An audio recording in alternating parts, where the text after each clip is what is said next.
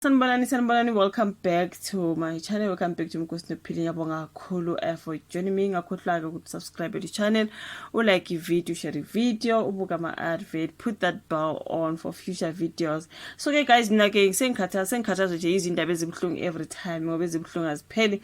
Njalo nje you guys makumele uhlale record hi guys kuthiwa nakasekho. Hayi cha ngeke indaba ezibhlungu zona ke nje ngempela you guys sesithanda ungathi zinike problem because not that angifuna ukureporta just that ukuthi ngiyabhoreka menjalo nje mangihlala sengathi kumele nje mina ngithi hayi guys ujuba nakasekho hayi banakasekho abantu bayaphela bafethu kunzima naye ukuthi ngiyathanda ukureporta but I'm just heartbroken ukuthi ke kuningi kwenzeka you guys each and every time there must be someone passed away, there must be a story about someone passing away, which is so heartbreaking.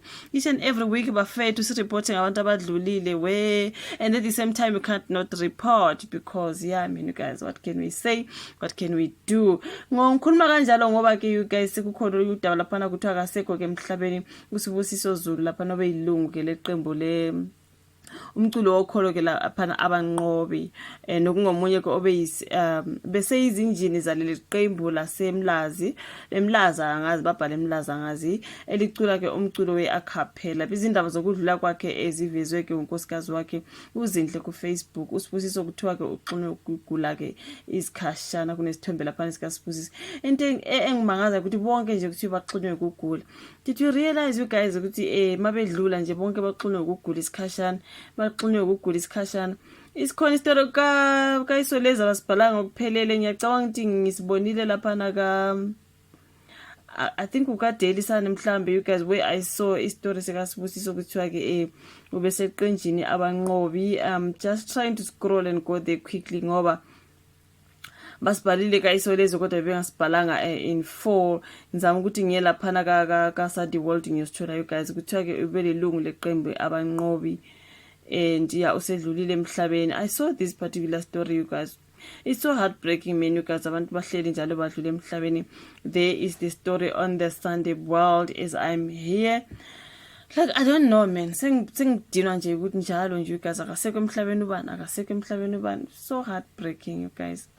The founder and lead singer of Abanqobi Gospel Group as part the Gospel Fraternity is mourning the loss of Sibusiso Zulu, the founder and the lead singer of the Abanqobi Gospel Group. uZulu died on Thursday afternoon. The cause of death is yet to be disclosed. The news of his passing was announced by his wife Uzinhle Zulu on social media. Umalinga Zulu said though she is grateful for the messages of support, she is pleading for space and privacy to mourn her husband. She wrote lapana wathi it is with great sadness to announce the departure of my husband Sibusiso Zulu who passed away yesterday at 2:30 p.m. I've been receiving messages and calls ngiyabonga kakhulu, thank you, but I would appreciate some space and privacy during this time. Thank you so much. Details will follow during the course of this week, something like that you guys.